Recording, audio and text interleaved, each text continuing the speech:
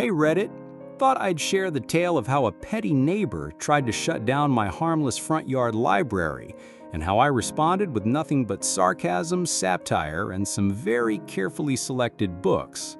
So I, 31M, live in a relatively chill suburban neighborhood.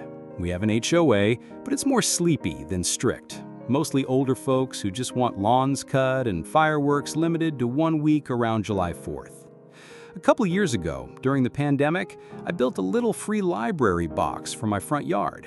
Nothing fancy, painted wood box, clear glass door, a few shelves. I stock it with a rotating selection of novels, kids' books, cookbooks, and the occasional weird vintage thriller. Neighbors love it, even got a few thank you notes in the mail. Enter Karen. Mid-50s, recently moved in across the street, owns at least 6 decorative garden flags that change weekly, wears wraparound sunglasses even on cloudy days, has strong opinions about everyone else's business. A few weeks ago, I noticed someone had taken every book from the top 2 shelves of the library overnight. That's unusual. People take books, sure, but not entire shelves at once. Next day, I find a note inside the box, written in blue gel pen on personalized stationery. This is not an approved structure per HOA guidelines. You are distributing unvetted material to minors. Remove it immediately before formal action is taken. A concerned neighbor. Guess who? Now, I've read the HOA bylaws front to back. Nowhere does it say I can't have a decorative mailbox-sized book exchange. In fact, I got informal thumbs up from 2 board members when I first put it up. But Karen was not done. 2 days later, I get an actual letter from the HOA president. It's worded super formally, but the gist is, a resident has raised concerns that your little free library may contain inappropriate, unregulated, or controversial material and is potentially in violation of community appearance standards. Keyword: may. Also, what in the Fahrenheit 451 is unregulated material? I'm not stocking Mein Kampf and manifestos. We're talking Harry Potter, cookbooks, and like a beat-up copy of Eat, Pray, and Love. I reach out to the HOA board and set the record straight. They agree it's a non-issue. No action needed, no violations, I'm good. Karen, however, does not take the HOA's non-response well. So I decided if she thinks my little library is full of dangerous radical literature, I'd lean in hard. The next day, I restocked the top shelf with the following titles. Real books, by the way. You're Not the Boss of Me, How to Talk So People Will Listen, Let It Go, not the Frozen storybook, but a book on emotional release and minding your own business. The Subtle Art of Not Giving a F***, with a post-it note, not suitable for sensitive Karens. Difficult Women, A Karen's Guide to Self-Awareness, a blank notebook.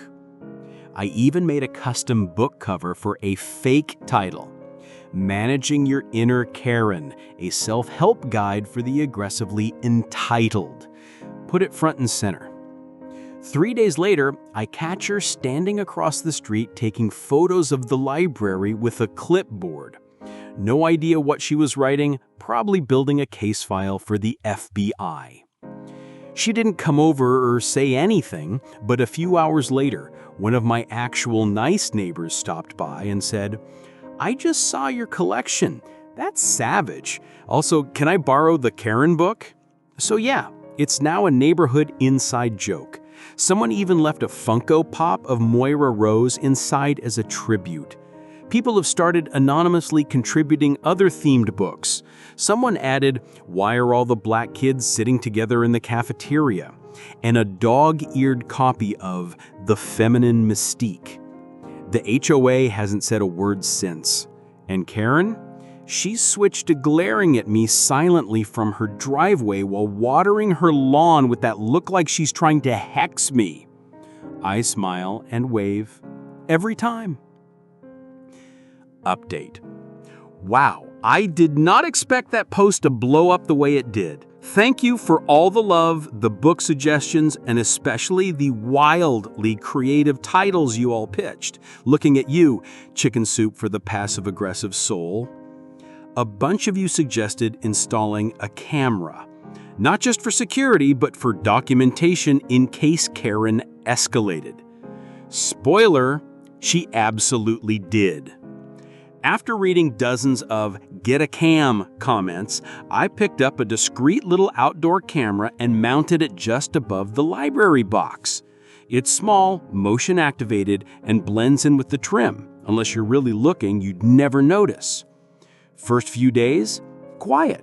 A couple teens swapped out some manga, a jogger dropped off a mystery novel, and someone, bless them, anonymously added a copy of Men Explain Things to Me.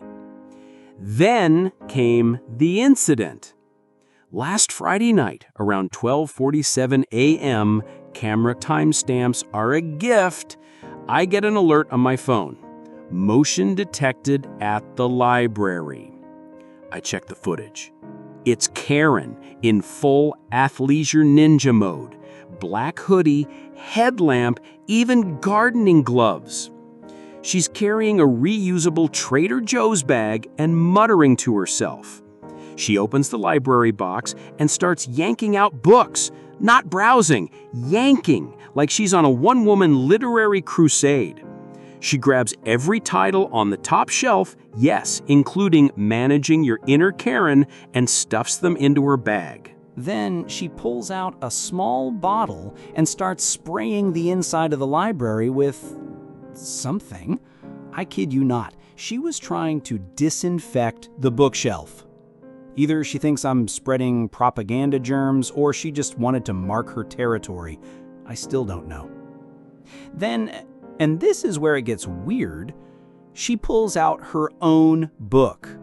It's an old, crusty copy of some self-published memoir titled The Real Truth: One Woman's Journey to Moral Authority in a Corrupt Society. It has her face on the back. She puts it front and center on the top shelf, like a territorial squirrel leaving behind an acorn manifesto. Then she walks away. I sent the video to my dad, who's on the HOA board. Did I mention that earlier? No? Surprise twist? He's seen the footage and basically said, yeah, that's not how neighborhood libraries work. They held a private HOA meeting the next day and politely asked Karen to stop tampering with neighbor property. She tried to claim she was removing harmful material and curating a more moral selection for the youth. One board member reportedly asked, "So like a censorship librarian?" She did not like that. I was told no further action would be taken as long as she leaves the library alone. She tried to argue, but the video kind of speaks for itself. I restocked the library the next morning, and this time I leaned all the way in. Top shelf included Censorship and You, A Beginner's Guide to Irony. Fahrenheit 451, obviously. The Audacity of Nope, my fake cover over a basic journal, thanks to the commenter who suggested that.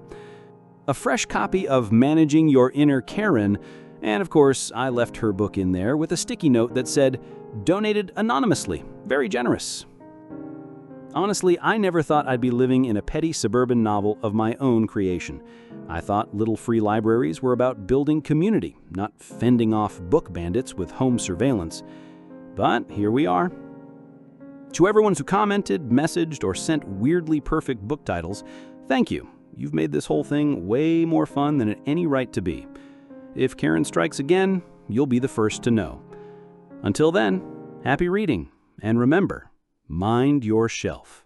I mean, this woman has a few loose screws. Be aware, everyone, little acts of kindness can and will be used against you if you have a Karen in your neighborhood. Hey folks, figured I'd finally share one of the more ridiculous encounters I've had working at my family's cafe. I've been in the service industry for a while, but this Karen encounter was like watching a car crash in slow motion, equal parts rage-inducing and hilariously pathetic. So my parents own a mid-sized independent cafe in a decent-sized town. Great pastries, chill vibes, and the kind of place where regulars bring their own mugs and dogs get free whipped cream. I work part-time behind the counter while I finish my degree. I don't advertise that I'm the owner's kid. I wear the same apron, do the same shifts, and mop the same sticky floors as everyone else. We've got a solid regular crowd and a decent amount of foot traffic from tourists or downtown workers. Most people are lovely. Karen struts in like she owns the building. Designer bag, huge sunglasses, indoors naturally, and this air of, I'm too important to be here, but here I am, gracing you with my presence. She immediately cuts the small line, brushing past a sweet elderly man mid-order. Me? Hi, I'll be with you in just a moment. Karen, loud sigh. I just need a triple shot almond milk vanilla latte with half a pump of syrup, steamed to exactly 135 degrees, and don't even think about making it too hot. No, please. No eye contact. Just pure diva energy. I politely let her know she'll have to wait her turn.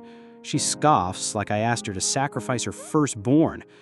Once it's finally her turn, she makes a point of saying everything twice, slowly, like I'm hard of hearing or something. I repeat the order back correctly and go to make it. That's when she drops the line. Oh, and that'll be on the house, right? I know the mayor. Sorry? I said I know the mayor. He said I'd get a discount here. I tell her we don't offer political discounts. She narrows her eyes. Wow, terrible customer service. You really shouldn't work in public if you don't know how to treat important people. At this point, I'm done being polite. I hand her the drink, charge full price, and give her a calm but professional, "Have a nice day." She snaps back with, "Oh, I will, once your boss hears about this. Say goodbye to your job, little man."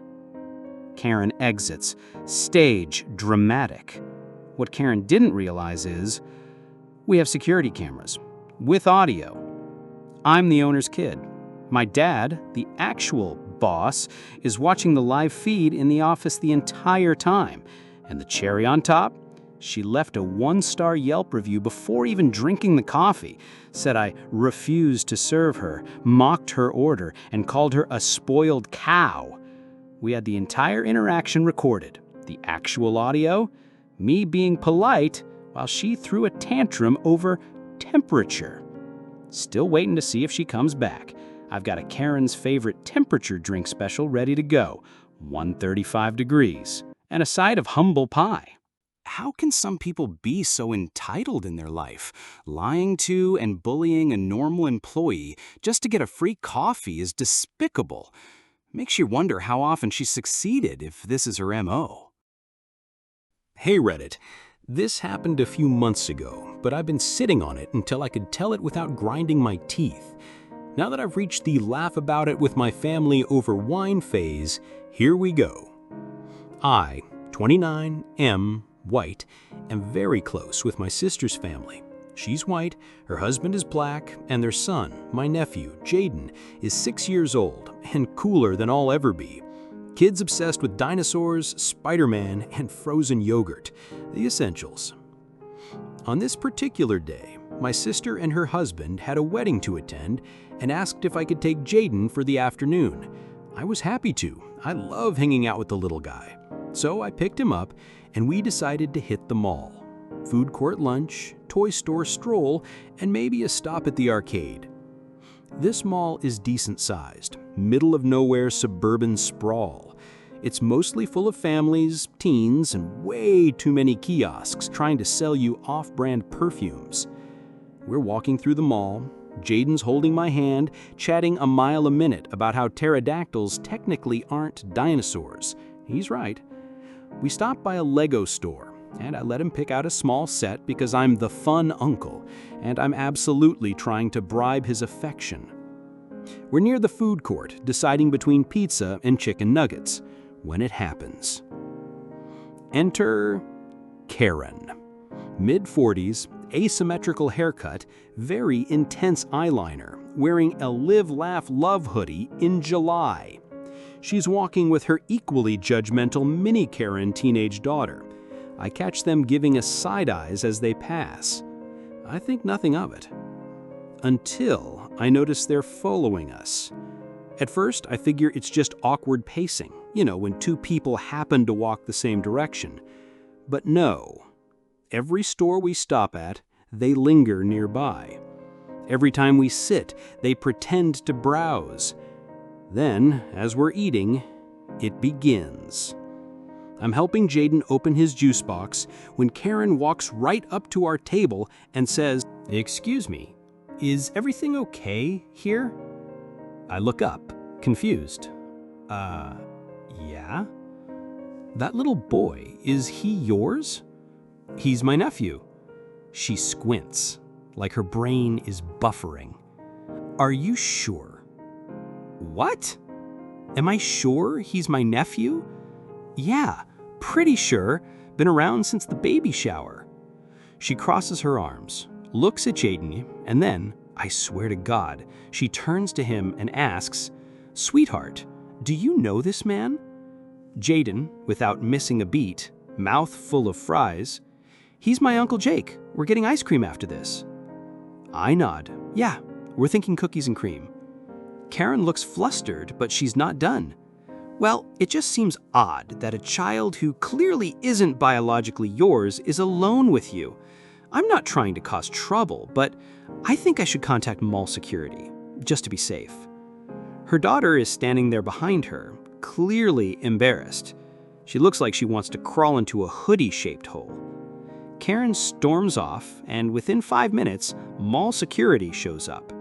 2 officers, a younger guy who clearly wants to be anywhere else, and an older guy who looks like he's seen every level of suburban hell. They approach cautiously. I don't blame them. They're just responding to a call. Security guy number 1. "Sir, is this your child?" "He's my nephew. I have written permission from his parents. You want to see it?" I show them the text from my sister that literally says, "Jake has full permission to take Jaden out today. Ice cream bribes allowed." It has Jaden's full name, their contact numbers, and a timestamp. They ask Jaden some questions. He answers confidently and correctly. His parents' names, his address, his dog's name, Waffles, and my name. All checks out. Meanwhile, Karen is hovering nearby, arms crossed, clearly waiting for her moment of "I saved a child today" glory. Then comes the best part. Older security guy turns to Karen and says, "Ma'am, there's no issue here. Everything checks out. Please don't approach families like this again unless you're absolutely certain something's wrong." Karen's face cracks. You could practically hear the ego deflate. Karen, "But he doesn't look like him." The security guy deadpans, "That's not a crime." Karen turns red, mutters something about better safe than sorry, grabs her daughter, who's mouthing "I'm so sorry" at us, and storms off like she just lost a custody battle with reality. We got our ice cream. Jaden asked me, "Why was that lady so weird?" I told him, "Some people don't understand that families come in all colors." He said, "Well, she should read more books then." Honestly, kid's smarter than most adults I know. I texted my sister and brother-in-law the whole story. They were equal parts furious and unsurprised. Sadly, this isn't the first time someone's treated their family like a math problem that doesn't add up. But this time, at least we got security and karma on our side. Took my 6-year-old mixed-race nephew to the mall. Karen didn't like that we didn't match. Accused me of kidnapping, called mall security. Turned out I had written permission, my nephew knew all the answers, and Karen got publicly embarrassed. We got ice cream, she got owned. Let me know if you want the follow-up where we turn the story into a children's book called Families Don't Match, They Fit. Update. Responding to your questions about the mall Karen incident. Hey everyone. Thanks so much for all the support and kind words on my original post about Karen accusing me of kidnapping my nephew at the mall. I didn't expect the story to resonate this much. You all rock! I've seen a bunch of questions and comments pop up, so I wanted to clear a few things up. and share some extra details. Q. Did mall security say anything to Karen afterward? Yeah, the older security guy gave her a pretty firm but polite warning not to interfere with families without cause. They basically told her that if she keeps causing trouble, she might get banned from the mall. So, fingers crossed, she learned her lesson. Q. Did you consider reporting Karen for harassment or racial profiling? Honestly, I thought about it, but I decided not to escalate things legally because I didn't want to deal with the hassle and I just wanted to keep the day positive for Jaden. That said, if she keeps this up, I won't hesitate to take stronger action. Q. How did your nephew handle the situation? Jaden was a champ. He didn't fully understand why Karen was so upset, but stayed calm. Kids really do surprise you with their resilience. Afterwards, he was just excited about the ice cream and the Lego set I got him. Q. Has this changed how you handle outings with your nephew? Not really. We still go out and have fun like normal. But I do try to stay aware of the environment and keep my phone handy just in case I need to show permission or call for help. It's unfortunate we have to be cautious, but better safe than sorry. Q. What's the reaction from your family? They were supportive and a bit frustrated, of course. Mixed-race families still face ignorant assumptions, sadly, but they were glad I had permission and security on our side. We're thinking about turning the story into a little illustrated children's book to help explain family diversity. Q. Any plans to confront Karen again? Nope. I'm all about keeping the peace, and I hope I will never run into her again. At this point, she's probably learned that her assumptions don't fly, at least not with mall security involved. Thanks again for all the love, and if you want, I can keep you posted if Karen makes a sequel appearance. Until then, stay kind, stay smart, and remember, families come in all forms. That sounds like a nightmare. Stalked by a power-tripping Karen who was looking for self-validation. Luckily, our man was prepared. But imagine not having your back covered while being accused of kidnapping by a person you never met in your life. Families might come in all forms, but craziness mostly comes in the form of a Karen. Stay safe out there, people, and look out for yourselves before your life takes an unexpected turn. Hey Reddit, longtime lurker, first-time poster. This happened last Saturday, and I'm still riding the high. Buckle up.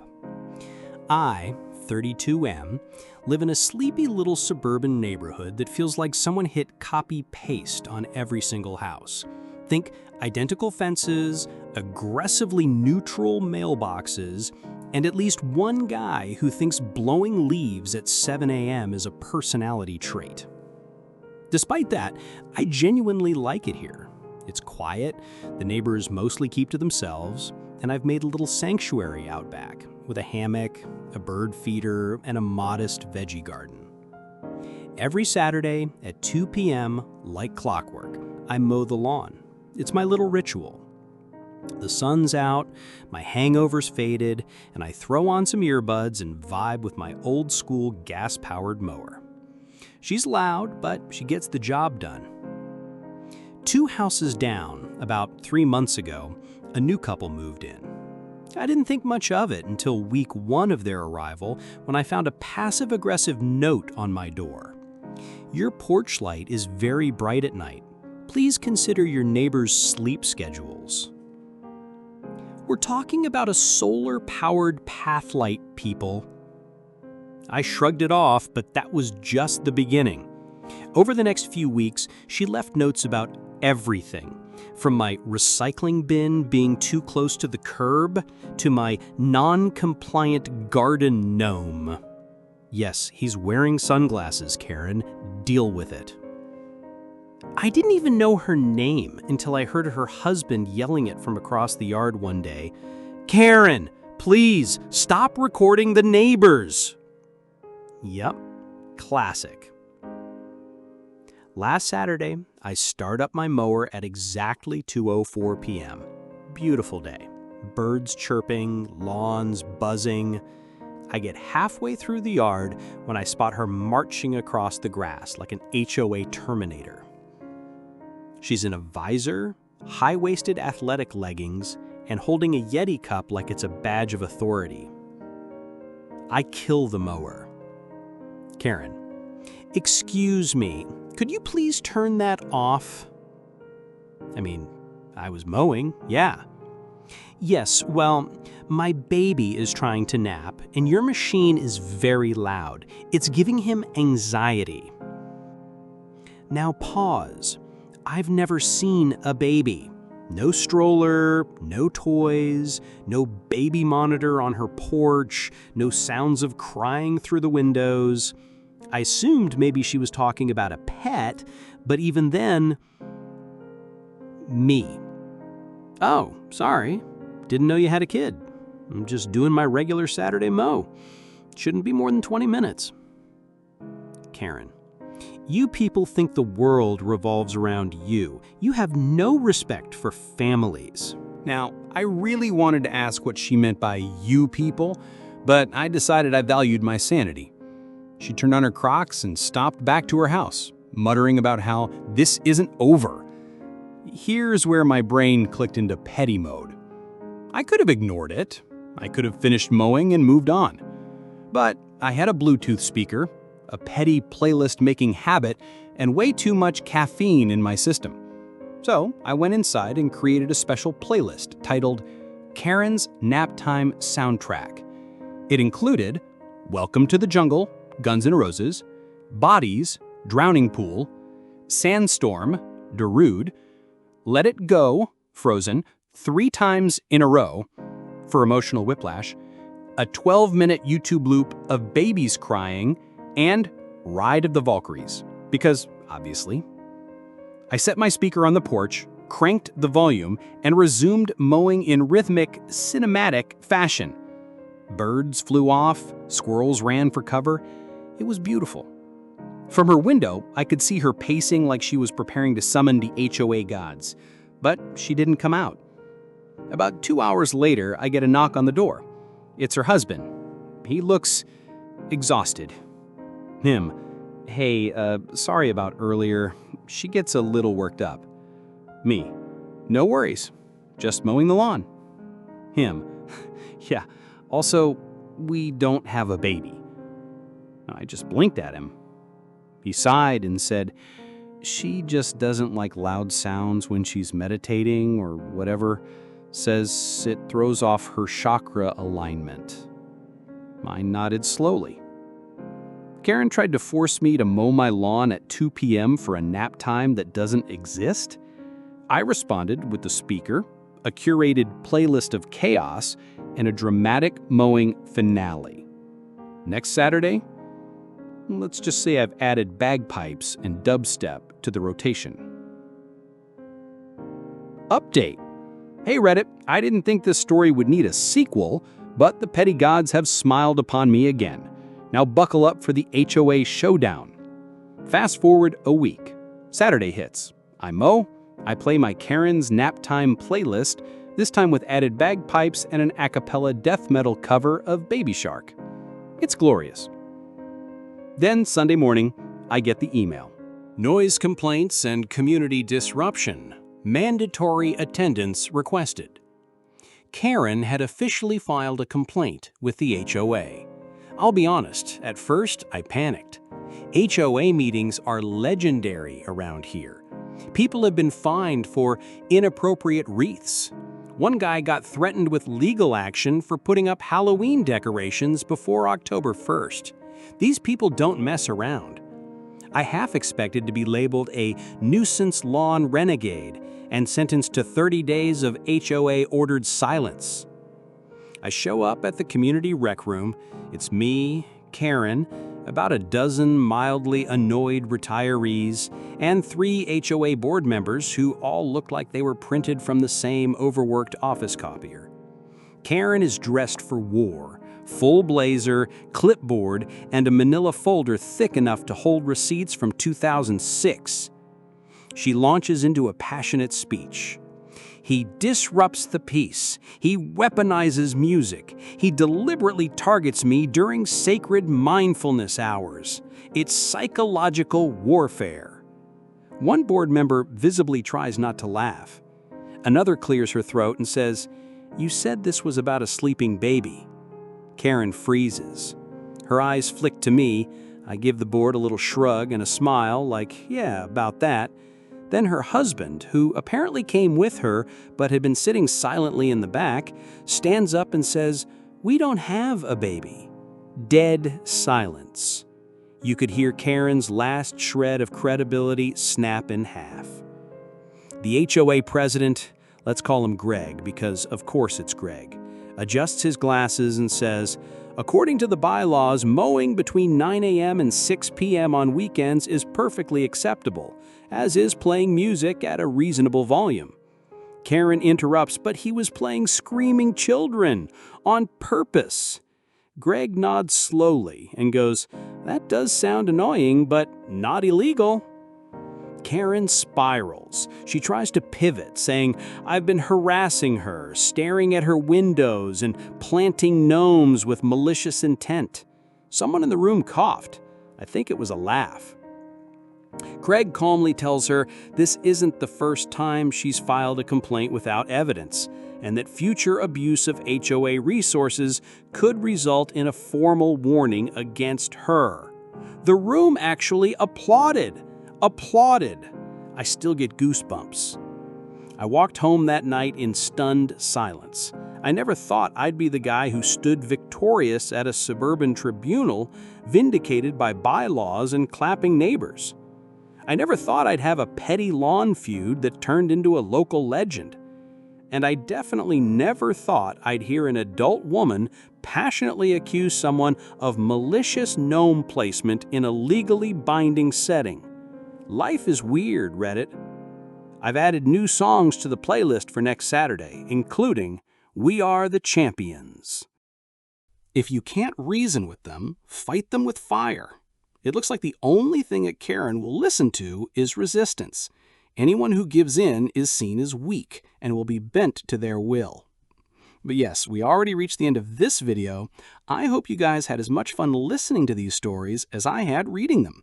If you want to get notified for future videos, please consider subscribing. Until next time.